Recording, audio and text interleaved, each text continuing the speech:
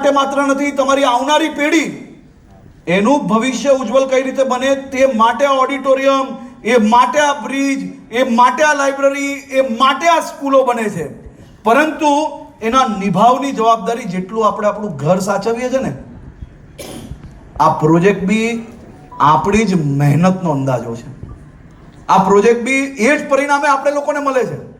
પરંતુ આને આપણે સરકારી પ્રોજેક્ટ માનીને હાલતા ને ચાલતા મન ફાવે ત્યાં પિચકારીઓ મારીએ, મન ફાવે ત્યાં વેફરના પડીકા નાખીએ, બિસ્કિટના પડીકા નાખીએ.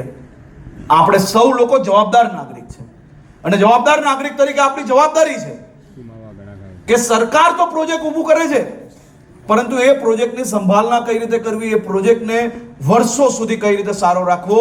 અને આપણા સ્વચ્છતા દૂતો, આપણે સૌએ જોયું છે, ગણપતિજીનું વિસર્જન હોય, નવરાત્રી હોય, દિવાળી હોય, આખા રોડ પર ફટાકડાઓ ફોડેલા હોય.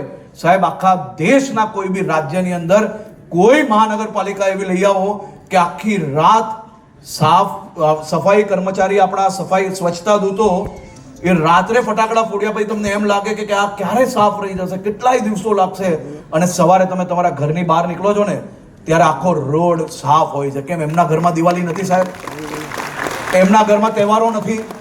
આપણે લોકોએ જવાબદાર નાગરિક તરીકે એમને કઈ રીતે મદદગાર થઈ શકીએ તે દિશામાં આગળ વધવાનું છે.